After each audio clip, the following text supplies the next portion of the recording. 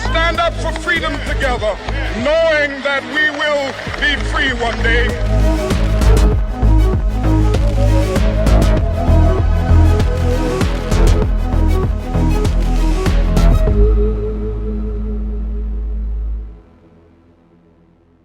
Hello, welcome back to Against the Grain. Thanks so much for joining me. I'm going to continue the theme of the telepathy tapes this evening. We're joined by Caroline Coleman. She's the mum of Kyle Coleman, one of the individuals that appears in the telepathy tapes. She also runs the Facebook group Autism, Telepathy, Conversations and the Healing Gifts community. I'm really, really pleased that Caroline contacted me because she was somebody that I wanted to speak to, having listened to the telepathy tapes. She has a wealth of information about this subject with lots and lots of experience with her son.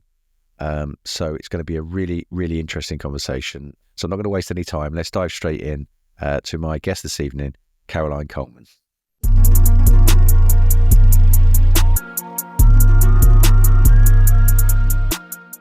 Hi, Caroline. Thanks so much for joining me. Hi, Gary. Thanks for having me. Yeah. It's an absolute pleasure. Thanks. I'm so glad you reached out. I think when we spoke on the phone, I said to you that I watched the telepathy tapes and thought, right, I'm going to, and knowing that you were in the UK, thought, right, I'm going to see if I can find you, and found your Facebook page, Autism, Telepathy, Conversations and the Healing Gifts community, and then made the announcement and was overwhelmed by how many sort of people wanted to, contact me and say, we've got stuff we want to talk about, which was fantastic. Yeah. But then finally you reached out to me and said, here I am. So it's great. And thanks for that. Yeah. And I think, many of us have been waiting, to, as parents and as caregivers and, practitioners, educators, have been waiting, I think, for a sort of a collective opportunity to speak our truth and share our experiences. My journey's been going on, Carl's 38 now. So, we've been sort of walking this path a long time and had windows of exposure, if you like, through his music and some of the things that we've done. But I think now is the time where, we're all coming forward. There's lots of us coming forward. So it really feels like a sort of a surge of a collaborative voice, about what we're experiencing. And it's very dynamic. So our experiences are different. We're not all experiencing, telepathy or, this kind of level of communication in the same way. But I do really feel, Gary, it's a bit like surfing. It's a wave that you catch. And if you don't catch the first wave, waves come in sets of three. And, if you don't catch the first wave, then you wait for the next one. And if you don't catch that one, then you get the next one. And it feels like we're all catching that same wave now. So it's time, I feel. And I think I'm probably speaking from lots of parents and caregivers that are feeling the same. So, yeah, I won't be the only person that comes forward and goes, hi, I don't feel. No, you're not. No, it's great. And you can feel the excitement. It's tangible. It's like, having worked in the crop circle arena for years, and in the ancillary arena is the sort of UFO. I'm not a ufologist, but I've worked with lots of them. And my boss in Mexico was a well-known, famous UFO journalist. One thing I found over the years is that, you get that knee-jerk reaction when you mention you're into crop circles or whatever, usually, whatever, and you get that kind of thing. But when people feel safe, they're almost like dissidents. They feel safe in a safe environment. They go, well, actually, I saw something years ago and I did this. And they'll tell you a story then. And you find out that everybody's got a story of something strange happening to them, some out of the norm experience. And once they feel, oh, okay, I'm safe. It's okay. It's safe for me to talk about that. They do. And I feel the same sort of thing here. I feel that people have been given the license. Kai's excellent podcasts and Diana's work has given them the impetus to say, it's safe for me to come out and speak about this now. Yeah. You get the same feeling? 100%. And I think, I kind of got that vibe that something, we needed to come together about 4 years ago.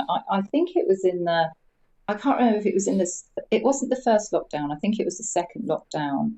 And, we all had time on our hands. I was fairly new to Zoom and wasn't I'm still not really sure what I'm doing on Zoom, but I have a go anyway. I'm certainly not very techie, but, you know, with a bit of help from some of the mums and dads that join us on our groups, and my eldest son, who's into computers and stuff, I sort of managed to sort of, you know, bumble myself along at doing it the best way I can. But yes, going back about 4 years ago, I just thought I need to do this. So I've experienced, you know, my version of telepathy, and I'm going to say that word a bit loosely, I feel, because I think it will change in time. I think what it's done, it's bookended these experiences for now. But I feel in time, you know, we will come, you know, new words will be coined and born from what we're experiencing, because things change. And even the word autism is, you know, really now is more of a spectrum, you know, way of perceiving the world. So even that's changed in the 38 years that I've been, you know, walking this road with my son. So, you know, 4 years ago, I just felt that, I think it's because I'm getting older, and I'm like, it was almost like a now or never type of experience. And I was like, well, you know, I need to say something because, you know, not that I'm running out of time, but, you know, I'm not in my 20s anymore. And Kyle is there, you know, at the time he was, you know, what was he, 34. So I just felt it was time to share, or just to throw something out really and see who would catch it. So I set up the Facebook page. I could see that Dr. Diane Powell was doing her stuff. So I shared a few of her things on my Facebook page. And she actually did contact me and just sort of said, you know, do you get many people asking you things? And I think we exchanged a few messages, and that was that then. And then Kai got hold of me, said, somebody put me in contact with your page. Could we talk? And I said, yeah, of course, you know. So, you know, there was the wave was already being, you know, caught, but from different points in the world and different avenues in the way in which one is catching that wave, or was catching that wave then. So really, I'm just part of, you know, this collective of the wave. So and I think there was a point where everything went quiet. I had a few people join in the early days. I think I had something like 50 members or something. I put a questionnaire out because I was intrigued to see if parents had any kind of telepathic or, you know, experiences similar to mine in dreams, where, you know, their children or, you know, autistic individuals communicate with them in dreams.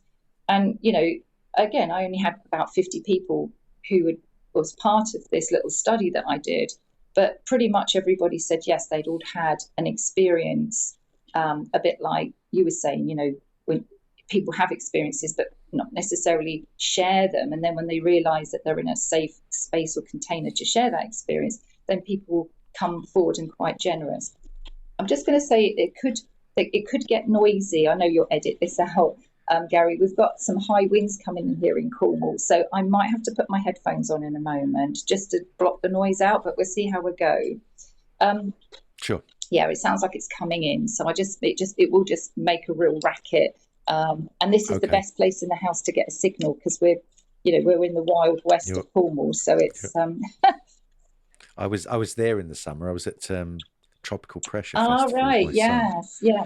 Which I didn't really like. He loved it, and the music was great, but it was a bit. I'm yes, I know. I mean, I haven't done Tropical Pressure, and I hear good things and not so good things about it. So anyway, hopefully that's passed over. So you know that's kind of how I started the group, and I was just intrigued to see how many other parents were sharing what I was experiencing. And then, you know, it was so encouraging when parents were coming back to me, you know, either returning the questionnaire that I put out, or, you know, just messaging me on the Facebook page to say, yes, I experienced this too. And I just thought that we've got to, you know, come together, and safety in numbers and all that type of thing. And, you know, somehow change or make this known, at least, even if we don't change anything right now, that we make this known, that what we're living with 24 hours of a day, 365 days of a year, these are daily lived experiences. Yeah. And they are all different and unique for each family. But there's a consensus of, this non-speaking communication. And, my thing is that, only a very narrow bandwidth of verbal communication, we take up this narrow bandwidth of space. So, I think I read one study that was done in Brighton University. It was something like 93% of our communication is non-verbal or non-speaking, and the other percent, whether it be, even if it was 10%, body language, tone of voice. That's it. So all of that huge area is non-speaking or non-verbal, and only a small percentage, 10% at the most, is what we're, through words. Yeah. So I was like, well, okay, like why are we not looking at that huge percentage? Like my question to myself was, surely, we put all our, all this research goes into all these different things across the world, tech and, the digital age, etc. And, which is all forms of communication. Why are we not looking at that huge percentage of non-verbal or non-speaking communication? And I'm sure there are many studies on it, but I feel that there's a huge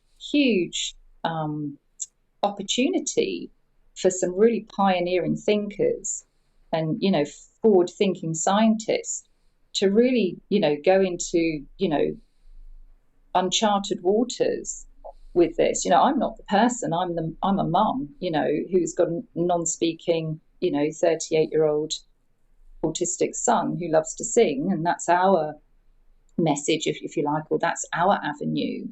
But so I've always pondered that question to myself. Why are we not looking at that more and more, just as curiosity, if nothing else? So, well, that's it, isn't it? I mean, I mean, there's probably loads of reasons I don't know, but my take on it, from what I've understood so far, is the fact that we live in this sort of materialist paradigm. We live in this reductionist scientific view where, consciousness is this little bit at the top of the pyramid, and the bottom of the pyramid is that we're just dead space dust, and on top of that is chemistry, and on top of that is biology. And then there's this random weird thing that produces consciousness, which they're not able to explain, but they want us to believe that that's the model for it, and that we'll get an answer as to how it works sometime in the future. So that's the materialist paradigm. And when you confront materialist scientists with that and say, look, you're asking me to believe you based on something you're going to give me in the future, where there's all this other evidence which surely should give you rise to question your own paradigm and look in another area. But it seems like they've set up shop already.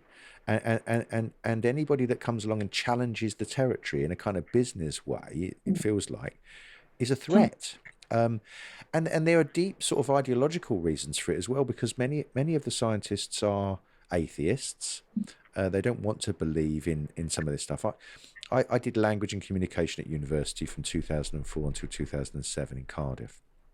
And my landlord was a biochemist who postdoced at Berkeley and then came back to Cardiff and did a psychology degree and finished his career lecturing in psychology, and was writing a book on consciousness, but the biological basis for consciousness.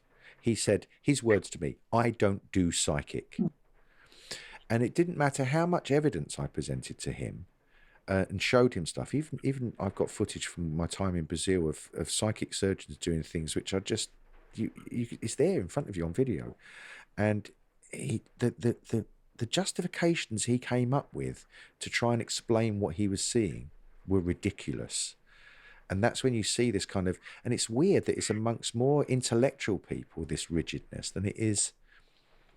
And based on what you just said a minute ago about, I'm just a mum, I'm just a carer, when I was at university, there was a book written called Men, Women and Language, and it wasn't written by an academic professor, but it challenged everything about what they thought about the differences between how men and women use language, right? Mm-hmm. And it upset the whole apple cart of academia with regards to this. Now, they went off and started researching all these different areas, and over the next sort of 10 or 15 years kind of disproved a lot of what this lady had said. But had she not made those arguments, they wouldn't have looked in the areas that they looked in and found out things that they subsequently found out. So even if the supposition is wrong, academia knows that it can raise questions which they hadn't thought of, and those questions can lead to different answers. And you would think that academics would be interested in that sort of thing, but less of them are, in my experience, than the ones that, you know, could come forward and do some good. Yeah, well, I think that's why, you know, people like Dr. Diane Powell, you know, and people like Rupert Sheldrake and, you know, Dr. Dean Radin, you know, who've been studying this over the years and have come up against, you know, great resistance. You know, through what they, you know, the kind of more maverick investigations, if you like. But I do believe that there, you know, and there are, you know, many, you know, researchers and academics that will come forward, or certainly will be inquisitive. If they don't come forward, they will be inquisitive. And things are changing, and how quick that would change, I don't know. But the good thing is that we're talking about it. And I always feel I'm a bit of a bridge builder, you know, so I'm not necessarily, you know, as far reaching perhaps as some of the other mums and parents and caregivers in the experiences that they have. You know, we do ours through music because I feel that music is a great way of communicating to people. And, you know, if that somehow, I don't know, touches people's psyche, or, you know, evokes a thought that's different from the thought prior to that, then, you know, or just opens people up and to ponder things and, you know, to make their own inquiry, then for me, you know, I think music is the way forward, or has been the way forward for me and Kyle. So, and we've had, you know, extraordinary experiences. Music is the product of our extraordinary experiences. You know, prior to that, you know, we connect in dream time, sort of in that more lucid dream state. You know, one could call it like a meditation, if you like, you know, but yeah, it's when I say when I'm the vessel, and when I'm empty and quiet, and my internal dialogue is, you know, it's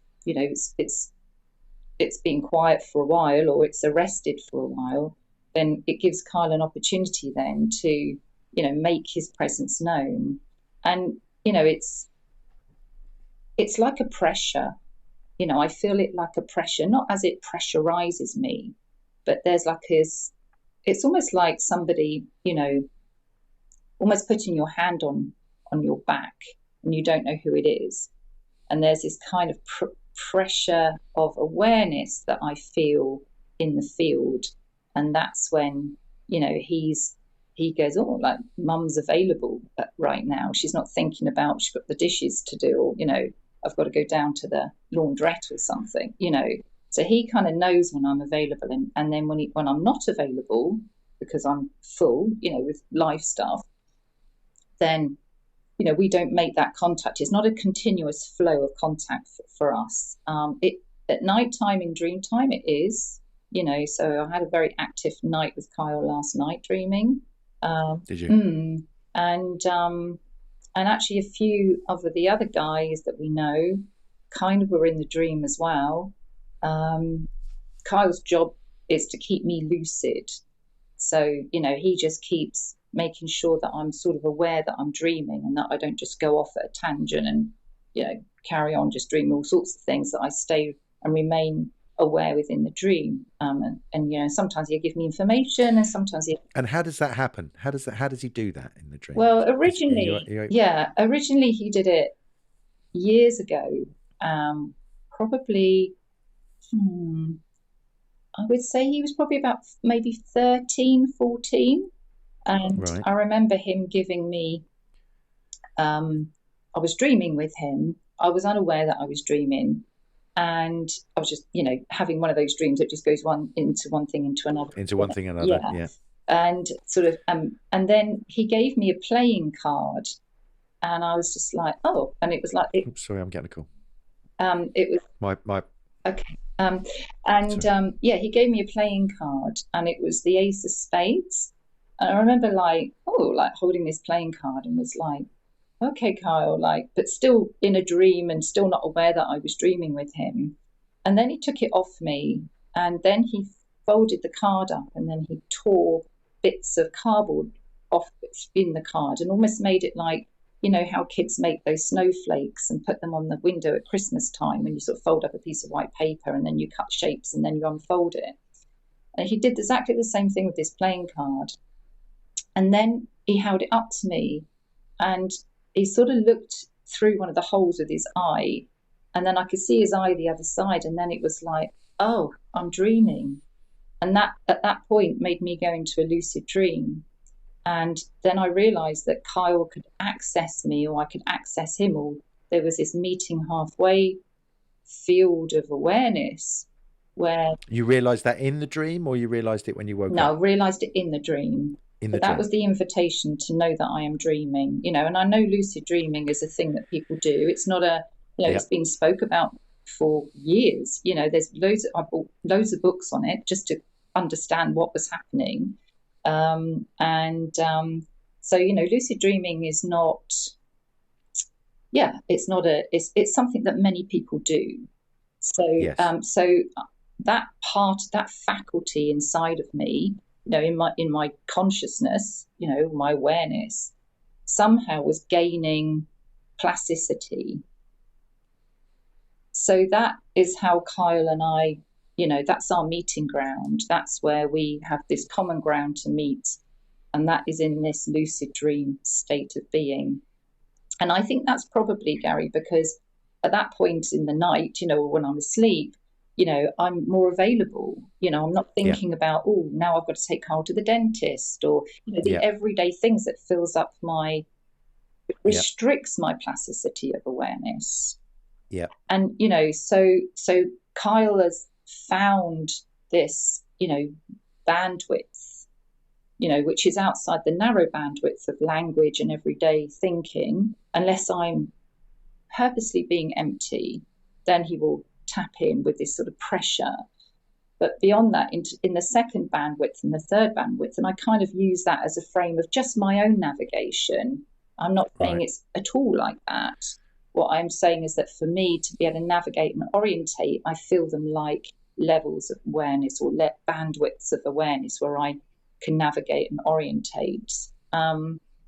So that seems to be a faculty that Kyle and I have tempered and fortified in a way that we can communicate with each other. And it's not every night, it's when I'm not, some nights I'm just very, very tired, for whatever reasons, busy day. And I guess my sleep is deeper, not as proactive. But when I'm in a proactive sleeping state, I think that's kind of theta, maybe deep alpha. I'm not sure, Right. There's more activity, more dream activity, more plasticity in my awareness. And that's when Kyle kind of comes in. And we sing songs together, or he'll be explaining to me what type of songs he wants us to write in the physical world. And when that happened, that's like 25 years ago, was he attempting to make contact with you, or did it just happen? Has he explained that to you? I think he was attempting. I mean, when he was young, he was really dysregulated. And I know that's quite common. I get lots of messages come through on the Facebook page with mums, saying that they've had a really bad day, and, their child is really, struggling that day. Well, their stories remind me just of my own story when Kyle was young. So just getting Kyle to eat, a healthy diet was just a mission, and was exhausting at times, and so I think I was very, in the early days, trying to find ways to just keep Kyle calm and safe and, nurtured and nourished. And that's very difficult when you have a child that's completely resisting everything that you do. And I know I'm speaking on behalf of many of the parents now and caregivers. So I think my attention and my awareness was absorbed with just trying to be a good mum and making sure that he stayed healthy and safe, otherwise, because all sorts of things, you had no road sense and you'd run off all the time. So I just wasn't available. But I think when he became a teenager, or maybe because of the biological hormonal changes in his system, maybe there was more of an awareness with him where he could say, well, okay, or a maturity that was happening, even though it was hard to see at the time, where he was making a decision. He might thought, well, Mum, I need to kind of somehow make myself known to Mum, and Mum dreams. I've always dreamt, so it was like, okay, Mum does that. So I'm going to somehow see what happens in that area of, dream time. So he must have known already that he had these abilities to be, because was he in communication with any of the other children on the hill at that time, or does he speak to them on the hill? No. He probably was, or I'm sure he has his own experiences of that.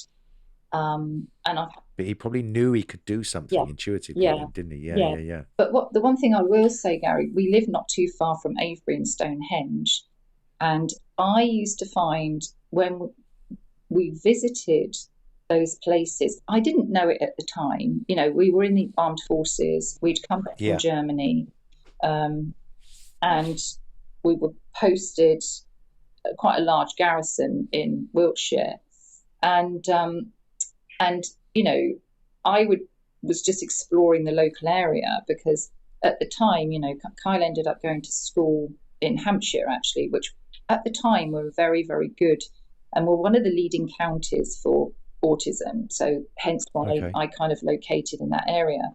But we didn't live too far from Stonehenge, and we didn't live too far from Avebury. And so I just would get the kids in the car and I would look like, let's just go and check out these places. And I did find that when we were there, Kyle and I was quiet, number one, and Kyle seemed to be in his element. Really? And so we would go and visit all these, hill forts, Silbury Hill, and back in the day, Castle. Back in the day, you could actually go up Silbury Hill. You can't do that now, but we used to climb up it years ago, and people would camp up the top there. Because I know it was a lot. It was a lot different back then, as you know. And so I've always felt that those places, and we live in Cornwall, and we visit many similar little stone circles and places like that here. There's lots of ancient places here with a particular type of ambience and energy. I feel there's a coherence that I think somehow it makes me quiet, and Kyle seems to become very regulated. Wow. When we're in these sort of places. And I remember reading something about there's some scientists that did an experiment or was doing some research at Easter Island, and something about the electromagnetic fields in these places, are organizes in a particular way. Now, again, I'm not a scientist, so I just know from our experience, and this is all I'm speaking from, is just my own personal experience, how we felt or feel when we are in certain places compared to when we are in other places. And I think if there's a way in which one can observe the nervous system responses to things, then you're halfway there to opening up some faculty within yourself or between you and your child, where you're then entering the realms of, you know, other fields of communication. And so I think that's a really interesting area to look at. It is. It is. It brings up all sorts of questions. I mean, obviously, that's my stomping ground with the crop circles. And I've had my first, I'd never been to Wiltshire before. I first went there 11th of July, 1997. A really, you know, the guy who turned out to be my teacher, it ended up being my teacher, took me there. And he knew this guy was a shaman. He knew he is a really, really interesting character. He worked for the CIA back in the 60s and was involved in the whole Castaneda stuff and all of Haight-Ashbury and all that sort of stuff. So I had all this story. I'd read Castaneda and all these things before I met him, and then a load of coincidences happened. I met him and he took me to the crop circles, long story short. But he laid me down inside this crop circle, and it was the first time I ever experienced a lucid dream, because I went into a dream state immediately and saw all the crop laying down really fast, and it shocked me because the vision was so clear in my mind's eye. And I sort of woke out of it and looked in his eyes and said, the crop goes down really fast. And he just smiled at me, and I was hooked from that moment. And then obviously the area has become so fascinating to me because we've got this old mystery of Avebury and the stone circles and all of the things that were built there. And a lot of them are missing now. The Romans and various people have smashed them over the years. It would have been teeming with all of these sorts of things if it was still all up. I think 75% of all these monuments are kind of not there anymore. You can imagine these people had a lot of time on their hands to build all this stuff. And it seems that they knew something, doesn't it? It seems that, you know, the Ridgeway path and the path through from Preseli to bring the stones, and now they've found out that one of the stones in the centre of the Hillstone come from Orkney. So and I don't know if you know this, but Silbury Hill, the base, when it collapsed in 2000, and National Trust went in and did refurbishment work to it, they took the opportunity to do another kind of archaeological survey, because it hadn't been done since the 60s, since that guy went in there looking for buried treasure. And they found that the base of it, the soil at the base of it, contains soil from various other parts of the British Isles. Right. So it seems like communities of people walked to that area with a bucket of soil from their area and tipped it down at the base of Silbury Hill. Yeah, well, you know, one would ask, why are you doing that? You know, what was the importance of that?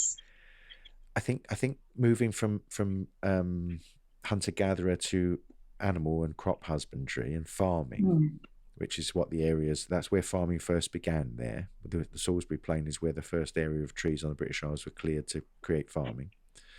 And this goddess worship and fertility, I think maybe they were perhaps looking for some sort of blessing for their farms in their area that they were starting to build, possibly. Took it to because Silbury Hill is supposed to be the pregnant belly of the goddess. That's one theory.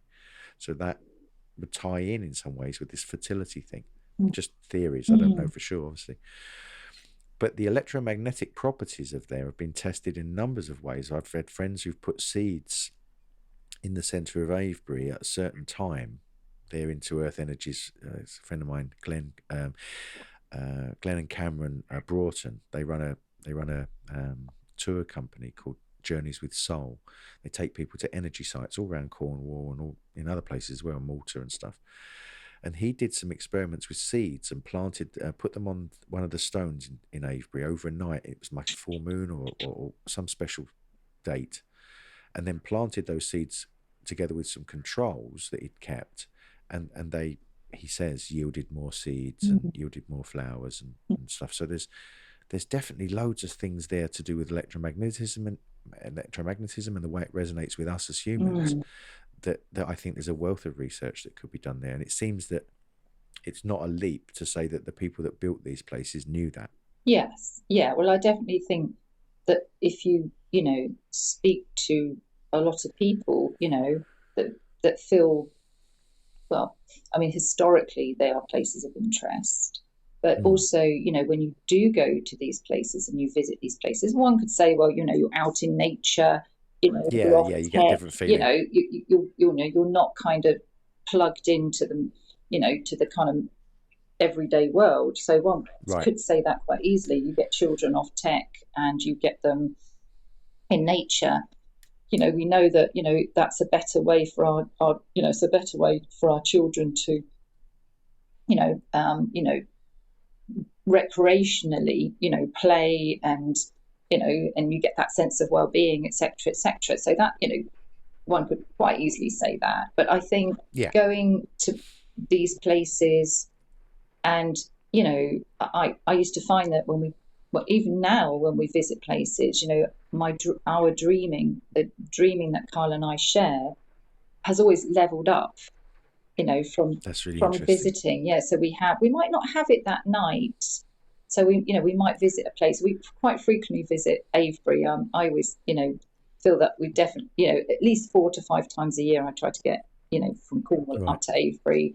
But, I always find it might not be that night that we have a lucid dream, but, once we've kind of metabolized the place in our system, then, a day after, night after, 2 nights after, then we will have quite a profound dream, and Kyle will be, sharing insights to his world through through dream time with me.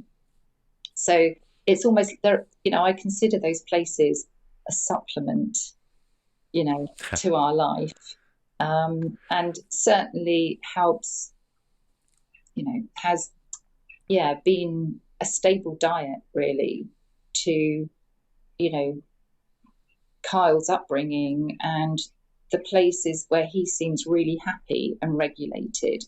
And I always think, the dysregulation and the regulation of children who are non-verbal or non-speaking, their nervous systems are, they have to endure a lot, because of obviously however they're receiving information or how this world,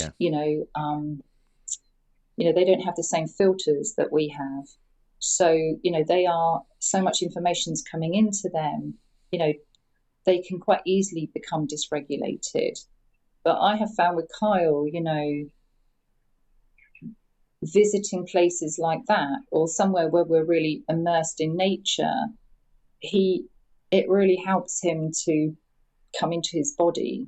And that kind of leads me on to singing, because that's the one thing that singing has really done for Kyle.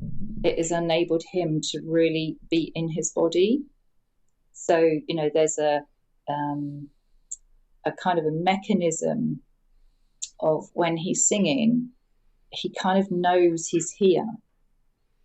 There's a kind of a recognition of, this is why I have a body, because I can sing with this body. So I can, almost like, there is a sense of purpose for sure. When he sings, he's a good singer, great singer.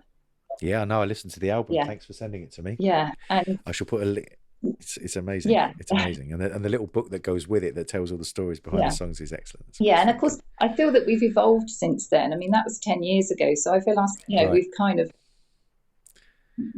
matured as musicians. Yes, absolutely. And the what we're writing now, and what's been dreamt to me with Kyle is more vibrational and resonant. So we're working with a lot more vibrational music now.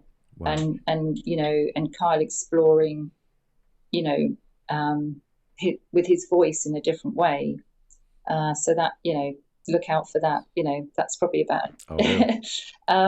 So yes, and he tells me in dream time, or whether it's in a waking dream in the day when I feel him come in, it's like he will tell me through a feeling, and like he's downloaded a kind of an idea into me. Okay.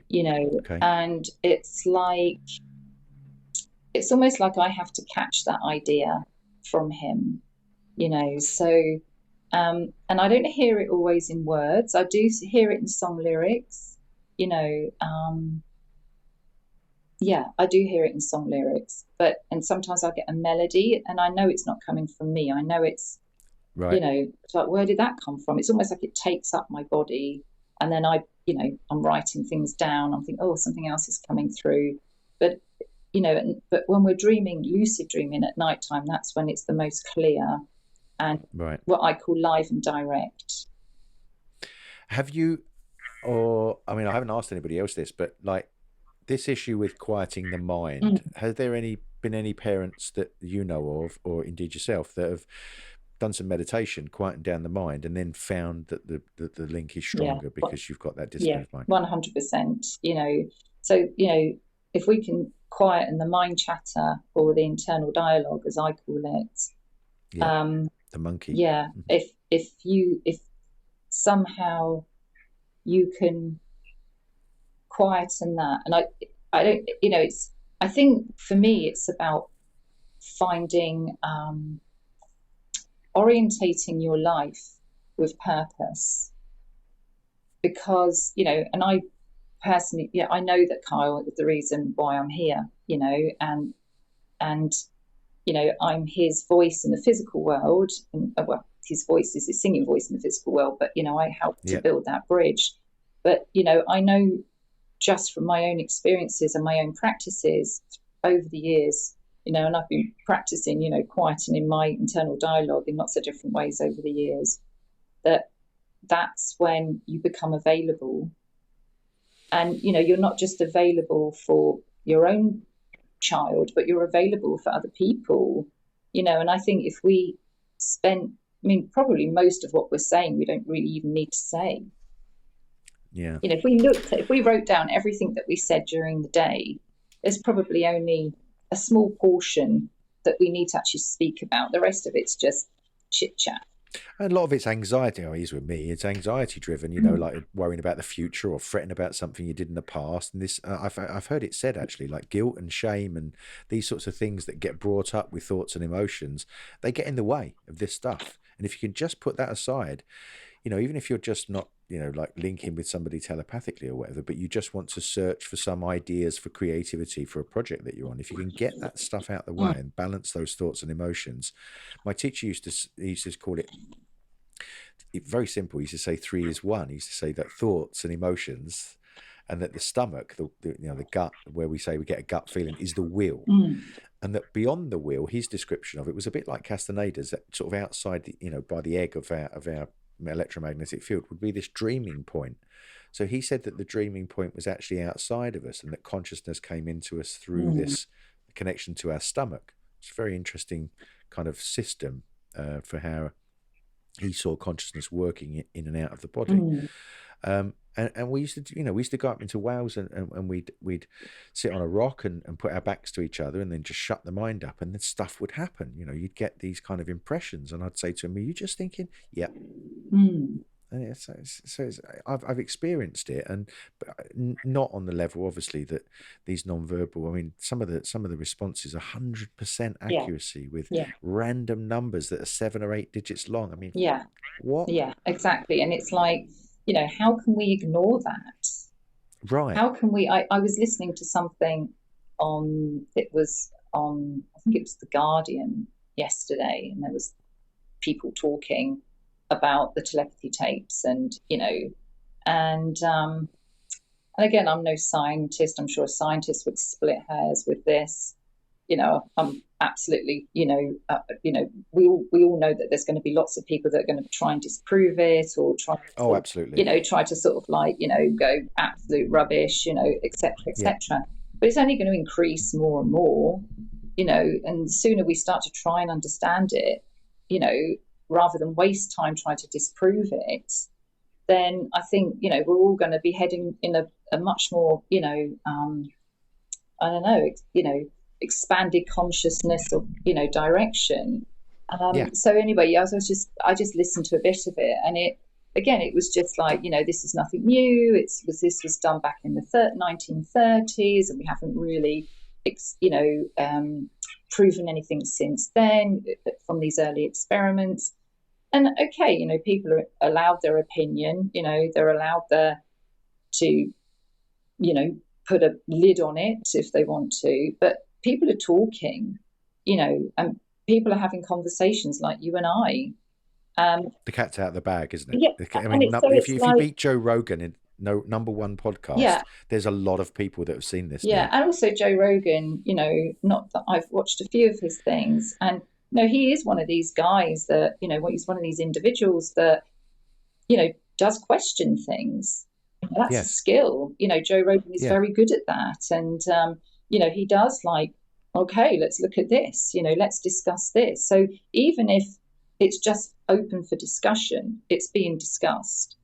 Exactly. And that will, create more waves, more ripple effects, for more people to look at it and share their experiences and their stories. And, Kai and, Dr. Diane Powell and the team that work with them, and everybody that's been involved, the parents, the children, the individuals, it's like, okay, it has a lot of traction at the moment, and that probably will settle at some point, just being realistic. And, I said, I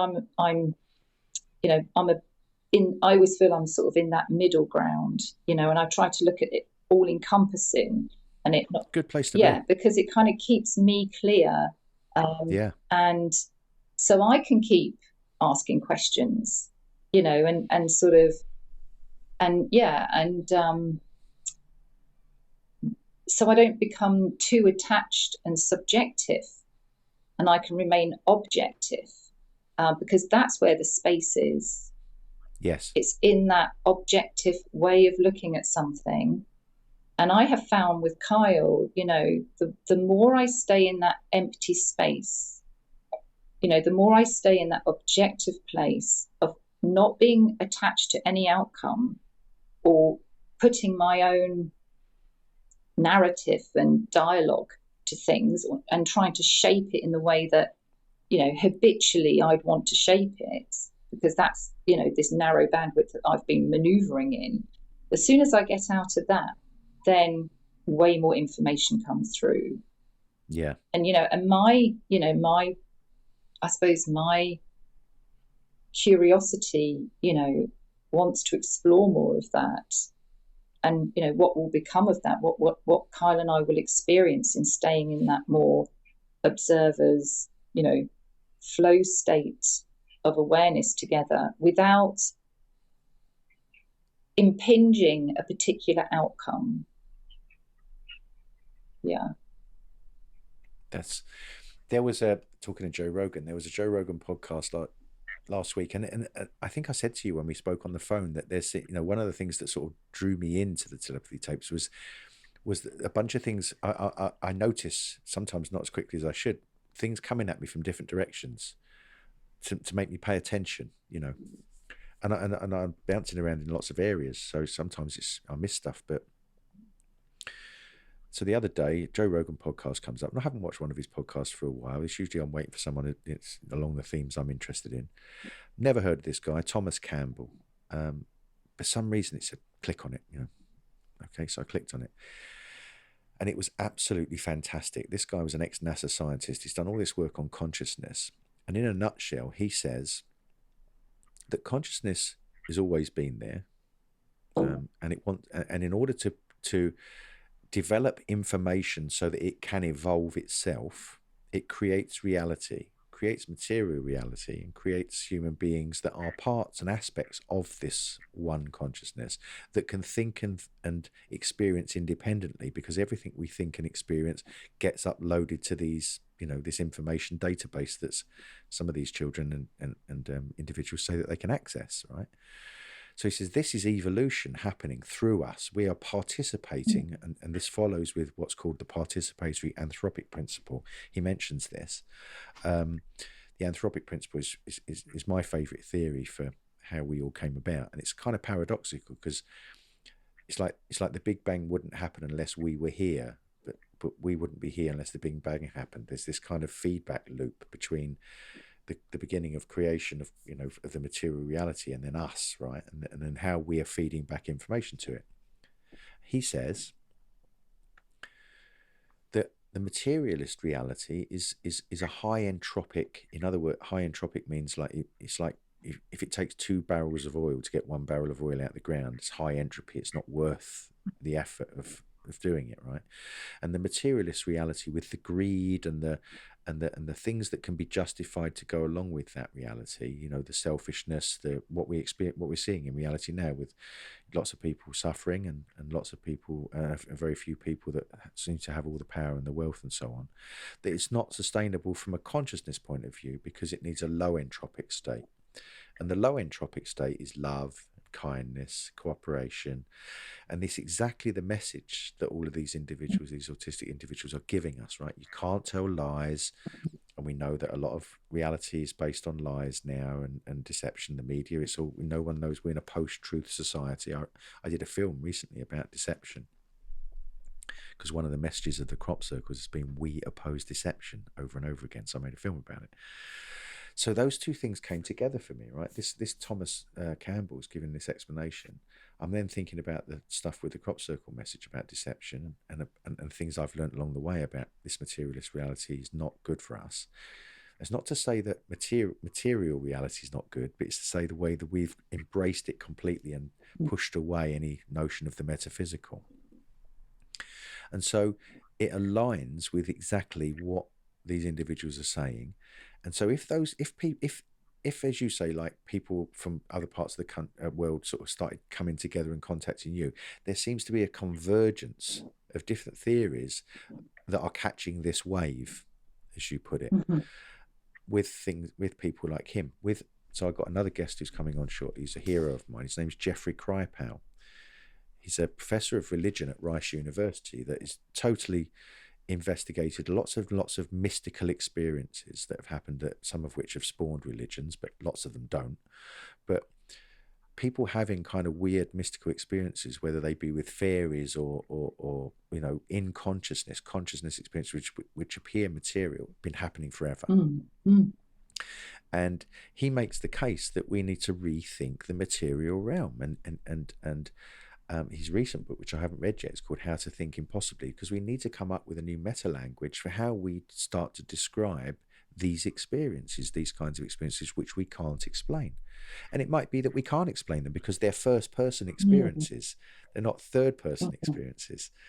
But nevertheless, just to embrace the fact that they're happening and you're not crazy, and not to be shunned by the paradigm, is what we're aiming for, isn't it? I think, you know, these experiences are happening not in the timeline that we're used to. So so they are happening outside of, you know, the 24-hour clock, for argument's sake. So right. I think that's a very, you know, so therefore it's happening in some other now moment, which is maybe between two people or just yourself, you know, a collective of people, you know, like when they talk about the hill, you know, these, our children talk about the hill, you know, I get the sense that's a now moment in a collective, you know, unified field, but it's not bound by our time. Right. And the mind, you know, the mind is very, you know, or our thinking, hence why we did, you know, why we titled our CD Beyond the Syntax, you know, we order and have sequential processes which are very much governed by, you know, a timeline. Even a conversation, you know, you're waiting for me to stop so you can answer. So that's a timeline. Well, these guys are not working in the same bandwidth or field. So it's all happening in their own instant moment of that collective field. So, you know, the whole ordering and sequential, you know, organizing principle of time is not the same when you are having these, you know, other experiences, whether you call them metaphysical or energetic or vibrational. So, you know, I think if we look at time as a way of understanding how that might limit our experience, and then we do something with time, you know, whether that's through just quietening the mind, so we lose the sense of time for, say, 5 minutes, and then see what we experience. So, I think there's so many different avenues, Gary, and there's so many different threads fibers and ways of weaving this or unweaving this tapestry. Yes. It's a deconstruction of what we are used to then experience something else. And of course, I know myself, sometimes when I have been, meditating, or I've just been purposely, quietening my mind, and I get the sense of Kyle coming in, or I get the sense of myself maybe being somewhere else just momentarily, it is a little bit of a shock to the system, because my mind wants to tell me that I haven't gone anywhere. My mind wants to tell me I haven't dreamt of anything.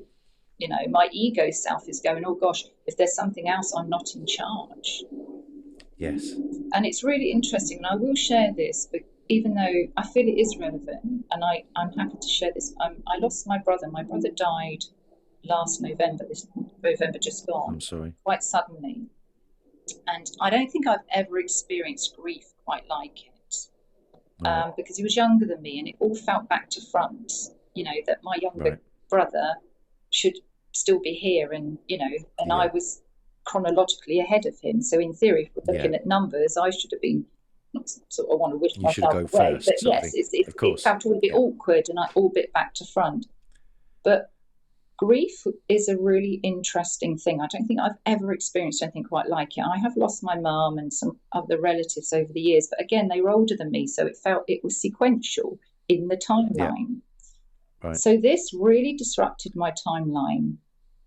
And one would say, oh, it's because you're in grief. Well, fair enough. Okay, we'll just park grief over there for a second. But what I did feel, that when I went into my heart, I felt totally connected still with him, and all the grief went.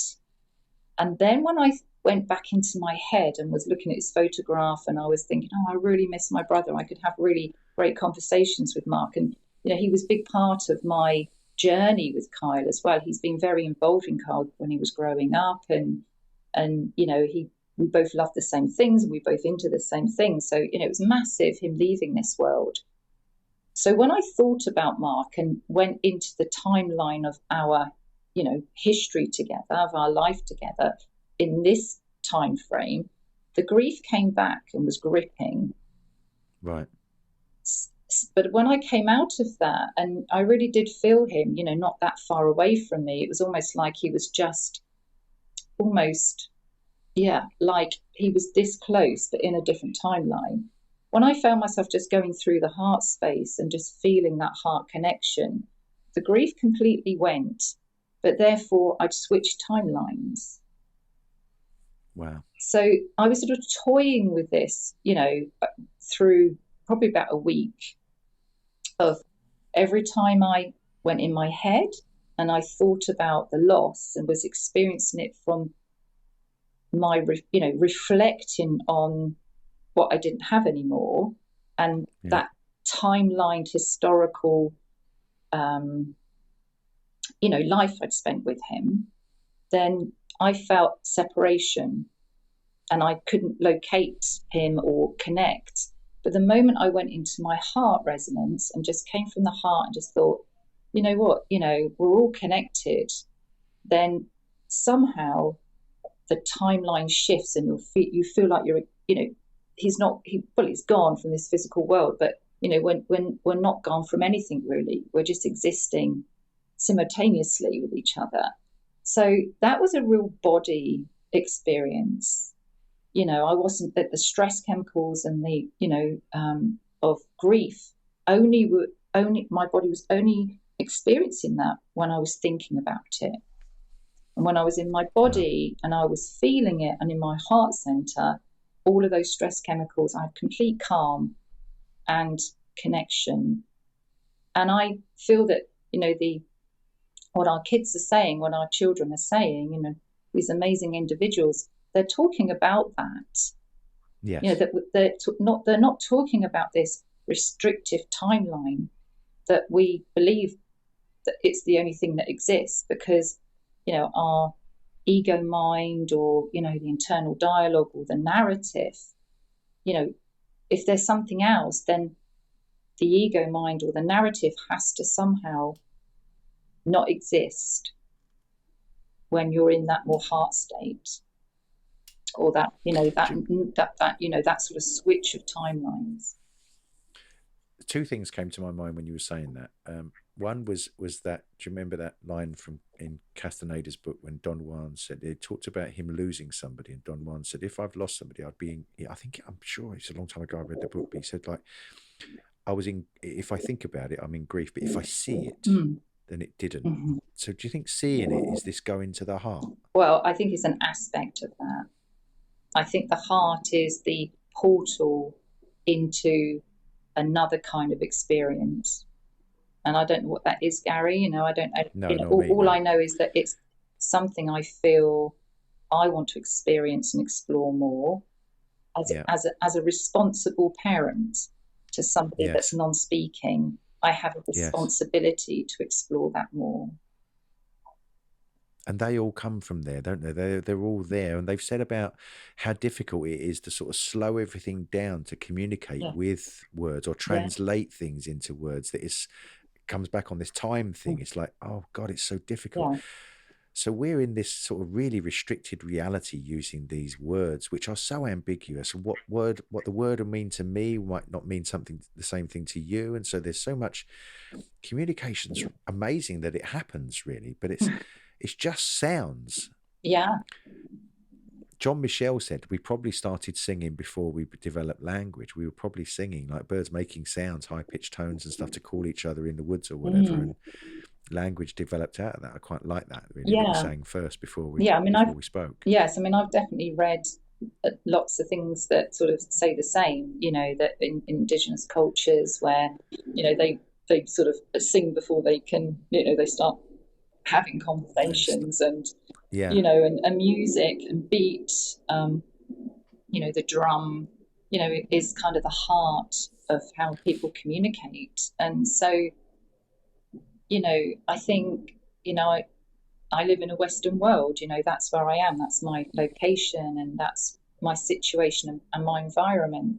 So, you know, there is, you know, a huge influence on us when we live in the types of environments that we live in. You know, we're not living, you know, indigenously, sort of in nature, and, you know, living more closer to the land and to nature. And I guess if we did, we probably even wouldn't be having this conversation, Gary. It's because we live in a Western world, and we're trying to make sense of what the Western world is, and the environments that are created by it. And, you know, I mean, you know, if I needed a blood transfusion, yes, I'm going to want modern medicine, you know.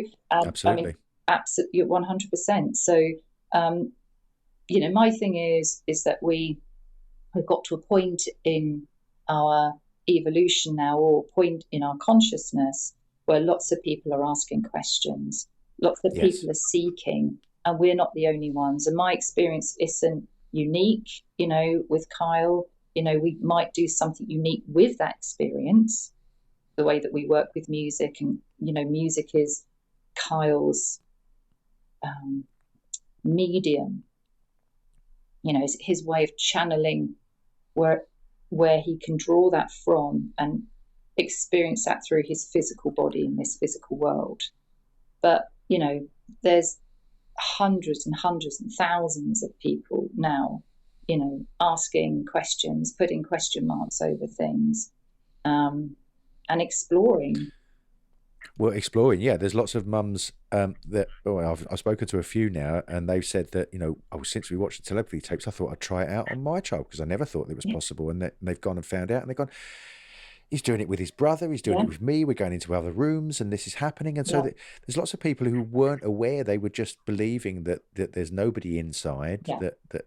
Well, that's kind of what, you know, I think our, you know, the systems that we've had, and maybe that's all we have had, is particular systems, you know, that have been a particular, you know, protocols of understanding children that are non-speaking and non-verbal, as they used to say. Yes. I know when Kyle was diagnosed, he was diagnosed when he was 2.5, and we were in the army, and, I felt at the time that, we were being looked after, and it gave me an explanation and some kind of way of navigating, something that was a life that we were going to live that was, really uncharted waters. But I think we've moved along since then. Massively. And the children that are coming through now, are, even more, they're kind of even more expanded in terms of how they, orientate this world and their own beingness. And I think, they're like levels, and I can't say, actually don't know. It's almost like it's quite ineffable. I can't actually find the language, but there's levels of children. There's kind of resonance or vibrations of children coming in now. I just keep thinking of the X-Men. It's just like all these different abilities. I don't want to say mutant. Yes, that's not the word. But there is a sort of there's some that have got speak 8 languages and do these, and that's all got individual. These incredible kind of aptitudes and abilities and faculties within them which they're finding ways in which they can express themselves. And I think our job, certainly I feel for me, and I will continue to do what I do, is to make myself available to listen, and I think that's the role of us, parents, caregivers, educators, researchers, doctors, yes, creatives like Kai, to make ourselves available to create a space where these individuals can step in and we can meet them halfway and they can then show the way. I think that is what I'm trying to say. Because aside from the abilities, the differing abilities, the core underneath it is what they're saying altogether is love. Yeah. Is no deception. Yeah. It's kindness. Yeah. It's something pure that we all know really we should be in that place, or and there's so much of a desire for us to be in that place now because there's so much bloody strife in the world. Yeah. So I just think it's so amazing that I'm not a religious person, but I when I was talking to Laura Hirsch the other day, I said, is this Jesus aspect of the last will be first, because they were considered to be the last in a way, these individuals, that there's nothing there. And for them to come and teach us, because we were talking about some of the ideas they've got for medicine and how they can cure. Yeah, incredible. It's so exciting. On so many levels. I've been so overwrought with it. I mean, I spent the first 3 or 4 days just crying, listening to it over and over, and I thought, I can't listen to this anymore. It's just, but it was tears of joy. It's really, I've had experiences like that when I've gone to I spent some time in India in an ashram, and I had just sort of sat in front of this statue once and just burst out crying. Some effect was releasing, and my teacher used to say, it's a part of making you whole. You can either, you can either laugh or cry, but it's a part that fills in the gap in your psyche where there's a hole. It fills it with laughter or crying to make you whole. And I kind of feel that in a way. It's healing. I think it's to help us connect, isn't it, or reconnect? With ourselves. Because I think that there's such a feeling of or we experience separation in so many ways, and for us to connect with something, or someone, or some place, or some situation, we need to know that it's safe to do that, that it is a conducive place or environment to really deeply connect. But I think it's that returning home almost, or it's like there's a sort of a knowingness. I think I get the sense with Kyle that he gives me the sense that I know this, and I do know it, Gary. I do know it, and I've been doing it a long time. Yeah, of course. There's this knowingness which is intrinsic in my core, in my own, all-encompassing beingness. And it's like he's reminding me that, Mum, you're not separate. You just think you are. It's an illusion. Isn't, yeah. Separation, And isn't so it? that me not being available is me just being separate. Yeah. And that's because being caught in this, in the timelines that we're caught in, because everything is governed by, just such a narrow, sort of limited and not particularly flexible environment of understanding things, unless, but when you go into that, I said, when you swap fields, when you switch lanes, as I did when I was experiencing grief with my brother, I was in a different lane. It's almost like my everyday had just been pressed, the pause had been, press pause. And I wasn't engaging in my normal timelines because I was experiencing this other thing. But in there, it enabled me to kind of go, wow, it was like, yeah, my ego couldn't come in there. My ego did not know what to do with what this grief was.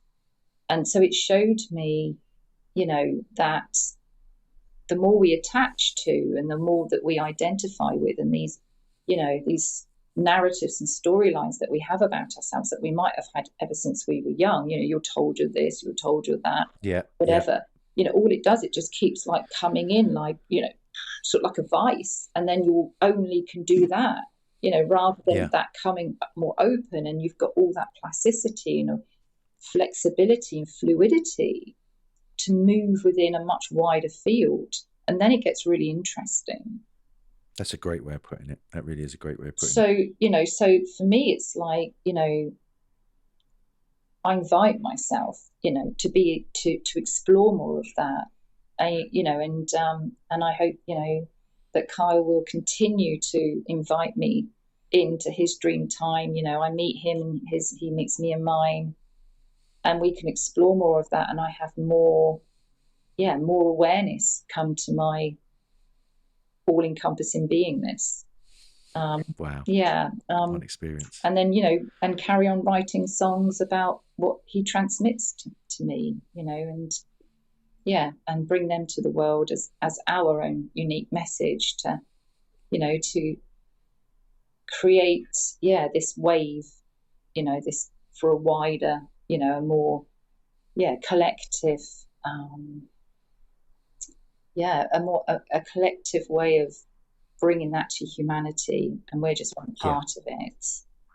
We'll play a little role. So projects for the future then. You wrote this album, you say 10 years ago, this one. So you mentioned before we came on that you're just doing a new website. Doing the copy for that. So what you got lined up for the future? I mean, this is taking you in all different directions, I should imagine. It is. Telepathy takes, so you can't be sure. But well, I think, Gary, we will work with what we've got. So I'm not trying to create anything new, but just deepen and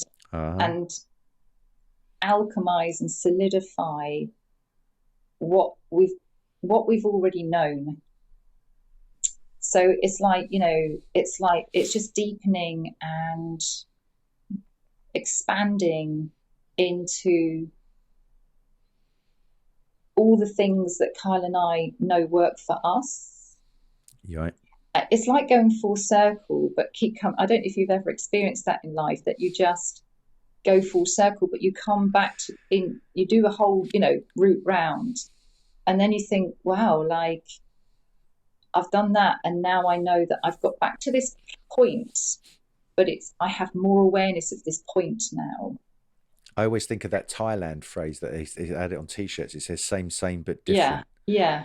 You come around the circle and you recognize that you've done a sort of revolution, and you've come. It's a spiral, isn't it? You've sort of gone up, and now you read a book again, and you go, oh, when I read that last time, I didn't really get it as much as I get it now. The depth of it. Yeah, that's what you're talking about. It is. It's exactly that. So I feel, rewind me 30 years ago, and I didn't have as many experiences or immersions of what I have now. So I feel, and then, fast forward that another 10 years, etc., etc. So, and it's like, in a way, it feels like Kyle and I we'll continue to do what we do, you know, but deepen into these music in a more vibrational and frequency way, you know, keep visiting the sacred sites. And, you know, we did used to visit crop circles when we lived there, because we were right in the heart of crop circle country. You've been in crop circles. And how was Kai in the crop circles? Yeah. How was, same thing, he went from dysregulation to more Yeah, regulated? yeah. Really? Yeah. So and I wondered if, and I do think this has something to do with it, that he can see how I connect with it. So therefore he connects with it. And I think the gifts that these children have are basically they're what the parents might not necessarily know that they have. And their role is to open up the parents to their own gifts. Wow. So that has always been one of my resonances. So the things that, you know, I mean, I sung in bands when I was younger and stuff like that. And I never, you know, my mum used to say, well, you know, can't sing for your supper all your life, Caroline, you have to get a proper job and stuff. So join the army. Yeah. So we, but now I've managed, with Kyle and us having these dream experiences and, and fortifying those more and more. And then, Kyle coming to me and showing me that, through music, he, and that he has this avenue of, of skill where I can almost, provide something for him in the physical world.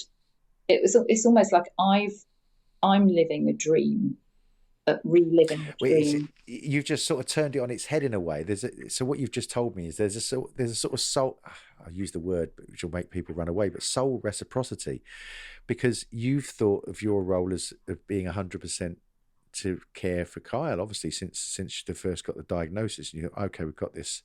I'm going to be full time as a carer, but now he's teaching you things about you at the same time. So there's this reciprocity, isn't there, with your soul, each of your souls. Yeah. So there's like an exchange and a relationship that's not necessarily just in the physical world of, the basic needs of the person that you care for. But it's beyond that, and it's in what we call it. It's called the relational field, where you're exploring the relational field, and so there's this interaction and exchange of, I suppose maybe purposefulness, but also your own inner dreams that are now coming into being because of this relationship. So therefore, both parent and child, or educator and child, whoever, whatever the relationship is, are both having a shared experience. Amazing. Yeah. Amazing. That's so beautiful. We're at an hour and 20 minutes. I don't like to go too long now, because people, if they see 2-hour interviews, they don't click on them. So I don't want to turn people away. So we'll have to do this again, because I think we're going to be in touch with each other over the coming months with the telepathy tapes. I've got Diane coming on, Dr. Diane Powell coming on the 30th. Amazing. She's keen to lay out the science, because we talked about, she's been speaking to Penguin, the book publishers, because her book's only available in audiobook here. And they were talking to her about how skeptical the British mindset is, and she asked me, she said, are the British people more tougher? I said, we're a tougher nut to crack. Yeah, we need to. Yeah. So we're going to have a good go at laying out the science, so that people can find out. That's amazing, Gary. Doing. It's amazing that because Dr. Diane Powell, like people like Rupert Sheldrake as well, have worked tirelessly through their lives and Absolutely. have been confronted in many ways, through, on lots of levels, and wanting, lots of people trying to, disprove their work, but, their work is vital, Absolutely. and, I hope it invites and encourages thinkers just like them to come forward, academics that want to, reconstruct the way that we look at consciousness. Because, if a layperson like me is sat there pondering my navel and wondering what all this is, you can't tell me that, people that have those pioneering minds are not doing the same. They know. I mean, there's a Dr. Gary Nolan. I don't know if you've come across him. He's I think he's in Stanford or MIT. And the CIA approached him about 10 years ago and said, look, we want you to examine some people. And they were basically people that had close encounters with these balls of light or these orbs or whatever. And he's been able to physiologically show that they've been affected by some form of radiation. And so, with the UFO Congress hearings that when the New York Times published in 2017, they finally admitted, oh yeah, we've got these things on camera, which people have been saying for all these years. What's inspiring is that Gary Nolan says there's hundreds of academics now working in all sorts of fields around this subject, propulsion. And he said, whereas they wouldn't come out and speak to me he said they're all inviting me to, I'll go speak at a conference at a university, and he said we'll have dinner afterwards, and they're all diving on it, and they're all really interested. So I think they're all really interested. They've just got to be given the permission that it's okay to talk about this. And I think in this area, yeah. Oh, okay. Well, thank you, Gary, I've just noticed my battery power's getting a bit low, so I best go in a second anyway. So, well, thank you for having me on your, podcast. It's an absolute pleasure. Thanks for coming on. So is there, so your website's going to be up and running soon? Yeah, so, I will have a look at, it's Kyle Coleman, kylecoleman.co.uk. So I'll have a look at why that's not working. That's just how you can access Kyle's music, but we are in the process of creating a new website. If people want to email me, it's Caroline Coleman 888@gmail.com. So I'm really happy to, answer people's questions and talk about dreaming. Please join our group. We're nearly 1,000. Your Facebook group? Yeah, Facebook group, which is... I've noticed since I joined, it's gone up 200 members in a week. Yeah, so I think we're at 885 at the moment, so nearly 1,000. So, all thanks to the telepathy tapes. So please, Autism, Telepathy, Conversations and the Healing Gifts community. And I'm in the process of creating a dream telepathy course, which parents and people that work in the field might be interested in. It's just a short course about how to, switch on your lucid dreaming. So wonderful. I will be releasing that soon. So and if people want to find out more about that, they can email me as well. Well, I'll put links for those, for your Facebook page and your website and so on in the description below, so that people can get hold of those and your email address, so that people can do that. Thanks so much, Caroline. Oh, amazing. Thank you for having me, Gary. Have a great day. My pleasure. Okay. You too. Bye Thank now. you. Bye. Bye-bye.